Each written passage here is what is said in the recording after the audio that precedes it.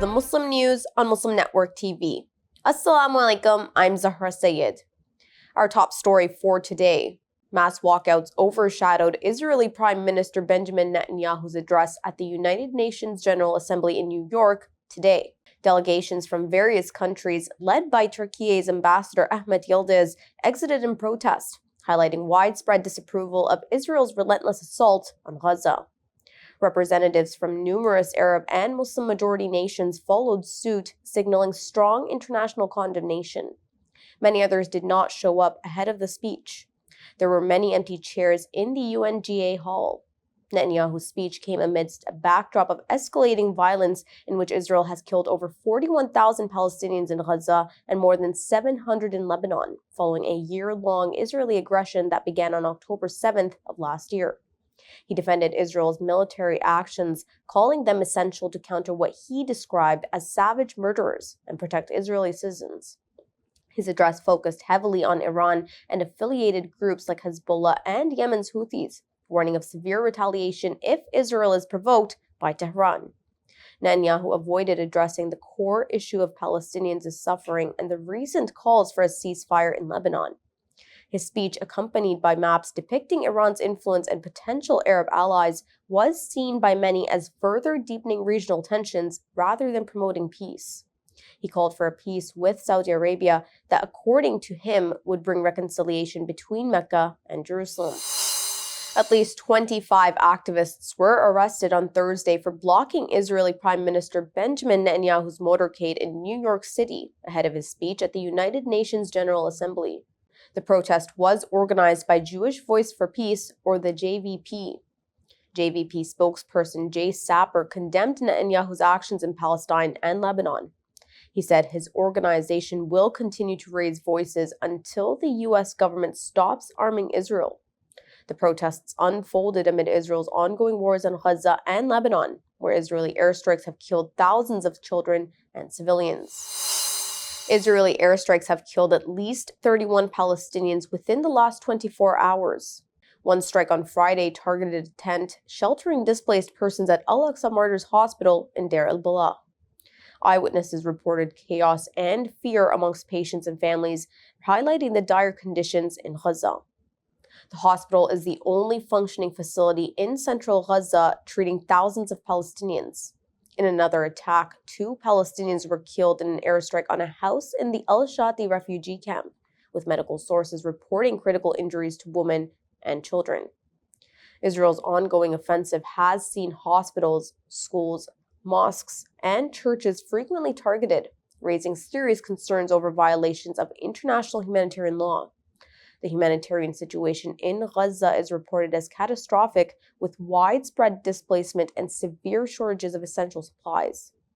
Israel has killed at least 41,534 Palestinians and wounded 96,092 others in its war on Gaza. In July, the British medical journal The Lancet estimated that Israel's violence may have killed 186,000 Palestinians in Gaza. Israel also faces accusations of genocide at the International Court of Justice for its actions in Gaza. Lebanon's health ministry reports that at least 25 people have been killed since Friday morning. An airstrike in the border town of Sheba killed 9 family members, including 4 children. Local sources say the attack occurred around 3 a.m. local time, when the family was sleeping in their home. On Thursday alone, Israeli airstrikes across 5 provinces killed 92 people and left 153 injured, with hospitals treating over 5,000 casualties, according to the Doctors Syndicate.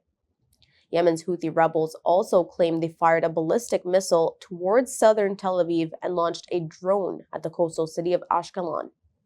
Israel's Defense Minister Yoav Gallant emphasized the military's commitment to striking Hezbollah until northern Israel is secure.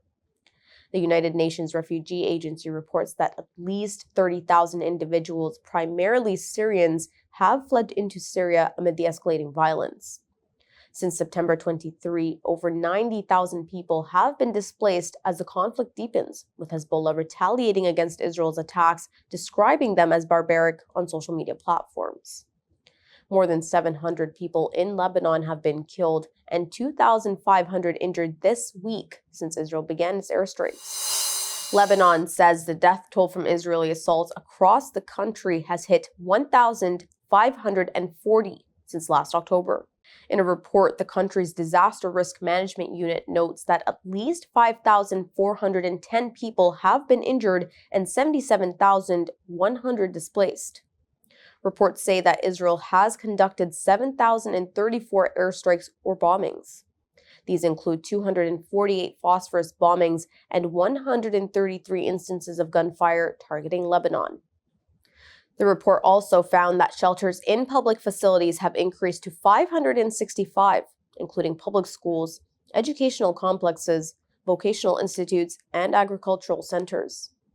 As well, thousands more have traveled by air or crossed the Lebanese territory into Syria.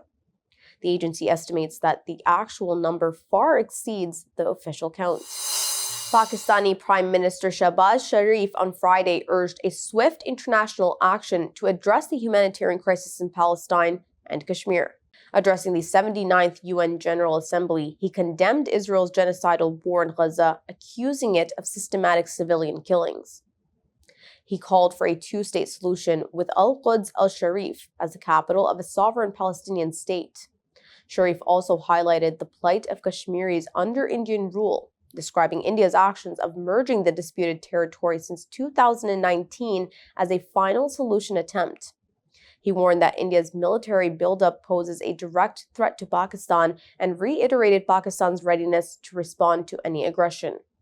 Sharif also condemned growing Islamophobia and urged the global community to combat hate and discrimination against Muslims.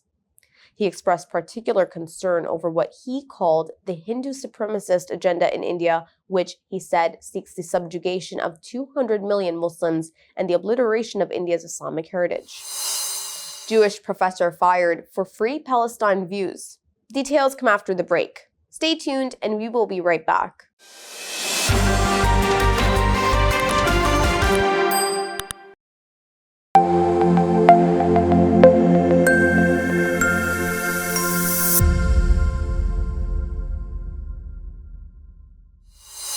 The State Board of Elections of North Carolina has removed 747,000 individuals from its voter registration list over the past 20 months. Officials say many were deemed ineligible due to failure to update their addresses after moving within the state or by not participating in the last two federal elections.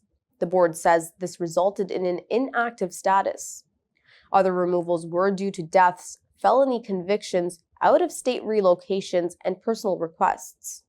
The voter roll purge comes amid a Republican lawsuit accusing North Carolina of not addressing complaints about ineligible voters. The purge could affect a tight race for the presidency, as North Carolina is a critical swing state in the November election. It is also home to a tough gubernatorial contest between Republican Lieutenant Governor Mark Robinson and Democratic Attorney General Josh Stein. Governor Gavin Newsom has signed an official apology to Black Californians, acknowledging the harm caused by slavery and centuries of discrimination. It is part of the state's commitment to address its past injustices, recognizing the impact of racially motivated laws on the lives of Black people. California Assembly member Reggie Jones Sawyer, who authored the bill, said healing can only begin with an apology. Newsom has also enacted several measures from the state's reparations task force, which spent months researching the long-term effects of racism on descendants of enslaved people. That culminated in a comprehensive report last year. California's apology and measures follow similar initiatives by Colorado and New York, which observers say reflect a growing recognition of the need for reparative justice. A white supremacist woman in Maryland has been sentenced to 18 years in prison for conspiring with a neo-Nazi leader to attack Baltimore's power grid. Sarah Beth Clendaniel pleaded guilty in May to plotting sniper attacks on electrical substations. Federal prosecutors say these aim to disrupt power in the majority Black city and create widespread chaos. Clendaniel conspired with Brandon Russell, who is the co-founder of a Florida-based neo-Nazi group. The two plan to inflict significant damage on the regional power grid. During the sentencing hearing, Daniel openly acknowledged her enduring Nazi beliefs, which she adopted at the age of 13 but pledged to never act on again. Passengers at some of the UK's busiest rail stations were exposed to Islamophobic messages in a cybersecurity breach. The messages were shown on the public Wi-Fi login pages. They contained Islamophobic content and referenced a UK terror attack, sparking concerns amongst the passengers trying to connect to the service. Network Rail quickly suspended Wi-Fi access to all 19 affected stations nationwide. The public Wi-Fi service, which is provided by a third-party contractor, operates independently and does not collect personal data, according to Network Rail. A spokesperson said the breach was swiftly addressed and is currently under investigation. A Bosnian mosque in Norrköping, Sweden, was targeted in a hate crime, with windows shattered and neo-Nazi slogans scrawled across its walls. The Bosnian Islamic Assembly condemned the attack, recalling painful memories from the community's refugee past during the Bosnian War in the early 1990s. They urged the Swedish government to enhance protections for religious freedoms, emphasizing that such acts threaten the core values of respect and diversity in society. Graffiti and vandalism have repeatedly occurred since the expansion project at the mosque began in Norrköping. The latest attack is the second major hate crime directed at the community's mosques and its members within a short time. Despite the violence, community leaders vowed to continue their mosque's construction, expressing gratitude for the outpouring of support. Sweden has seen a rise in Islamophobic sentiment, including previous vandalism and arson at mosques. In the country's capital city, the Islamic Association of Stockholm has called for urgent government action to combat anti-Muslim racism and ensure the safety of the Muslim community. Two healthcare professionals turned entrepreneurs in Minnesota are making waves with their modest medical scrubs for Muslim employees in the industry. Samatar and Faraoli Adam launched their company Mawadda LLC in November 2022. It provides disposable hijabs for medical staff, allowing Muslim healthcare providers to maintain their faith-based requirements of modesty while ensuring patient safety. Positive feedback has led to requests for their products from around the world, including India and France. The founders are now developing a line of modest scrub skirts made from a durable antibacterial fabric. Observers say the company's success highlights the importance of inclusivity in the medical field, as well as catering to the needs of Muslim professionals while revolutionizing medical attire. That's all from our Toronto studios. Thank you for watching Muslim News. We are a community channel dedicated to bringing you stories you can trust. Please like, share, and subscribe to our content. You can also comment to let us know what you think of our coverage. You can donate now by visiting muslimnetwork.tv/donate. For more content, keep watching Muslim Network TV. Assalamu alaikum.